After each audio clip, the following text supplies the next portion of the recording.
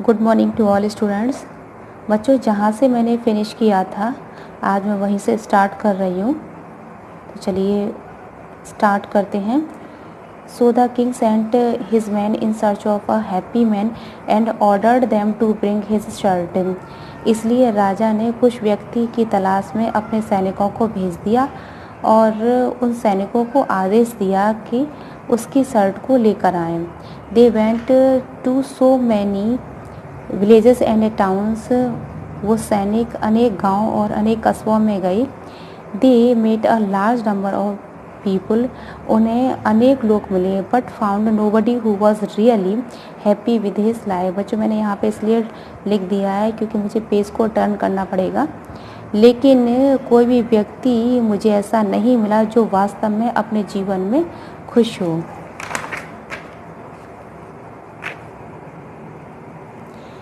Whomever the soldiers asked, gentlemen, are you happy with your life?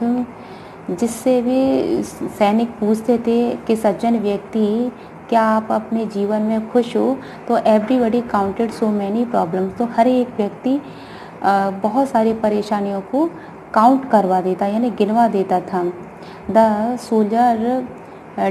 Soldiers did not know what to do. सैनिक समझ नहीं पा रहे थे कि वो क्या करें। Neither did they know how they could get the happy man's shirt. ना तो वे यह समझ पा रहे थे कि किस तरीके से खुश व्यक्ति की शर्ट को प्राप्त किया जाए। At last the tired soldiers set under a banyan tree. अंत में टायर्ड मीन्स थके हुए सैनिक एक बरगद के पेड़ के नीचे बैठ गए। And began to think what to do. और सोचने लगे कि अब वो क्या करें। They were sure that the king would punish them like the doctors. तो यहाँ पे ये बताया गया है कि वे निश्चित थे कि राजा डॉक्टर्स की तरह उनको सजा दे देगा। सडनली दे सा a man who was walking in his field. अचानक से उन्होंने एक व्यक्ति को देखा जो अपने खेत में काम कर रहा था। He was laughing and singing while at work. वह काम करते समय हंस रहा था और गा रहा था। As a last attempt they went to him and said, sir are you happy? अंत में वे उस व्यक्ति के पास गए और कहा कि श्रीमान जी, क्या आप खुश व्यक्ति हो? Our king is seriously ill. हमारा राजा गंभीर रूप से बीमार है। He would be cured only if he could wear the shirt of a happy man. They added. उन सैनिकों ने कहा कि वह केवल ठीक हो जाएगा यदि वह एक खुश व्यक्ति की शर्ट को पहन ले तो वह ठीक हो जाएगा। यहाँ तक बच्चों आपका कॉन्सेप्ट क्लियर हो गया। चलिए next. The man laughed and said, of course I am the happiest man in the world. वो व्यक्ति हंसने लगा और कहा कि ऑफ कोर्स, हाँ बिल्कुल, मैं संसार में सबसे खुश व्यक्ति हूँ। I work from morning till night. मैं सुबह से शाम तक काम करता हूँ। I have no time to be sad. मेरे पास समय नहीं है परेशान होने को। Will you please lend your shirt for the king, the soldiers politely said.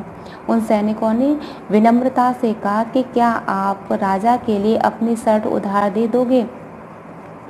Once again the man laughed loudly for a long time.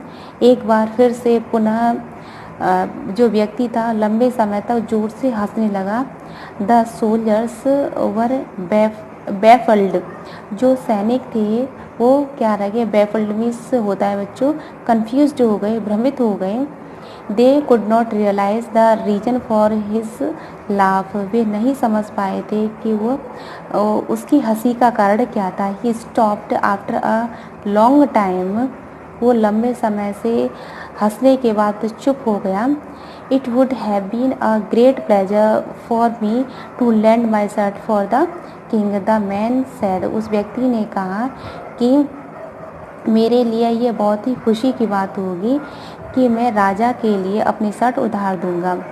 But I am really sorry. लेकिन मुझे अफसोस है कि I have no shirt at all. He added. उसने कहा कि मेरे पास एक भी शर्ट नहीं है। चलिए नेक्स्ट समझ लेते हैं। The soldiers went back to the king and told him everything. वो जो सैनिक थे वो राजा के पास वापस लौट आए और जो भी उनके साथ में हुआ था वो सारी घटना उस राजा को बता दी। Now the king realised that work is the best medicine to keep a man fit and healthy. अब राजा समझ गया कि काम ही सबसे अच्छी दवा है जो कि मनुष्य को फिट और स्वस्थ रख सकती है। From that day the king began to work for the welfare of his subject and he was no more ill. उस दिन से राजा अपने सब्जेक्ट में खुशी खुशी से काम करने लगा और वह फिर बीमार नहीं हुआ। तो बच्चों ये चैप्टर 3 मैंने एक्सप्लेन कर दिया है।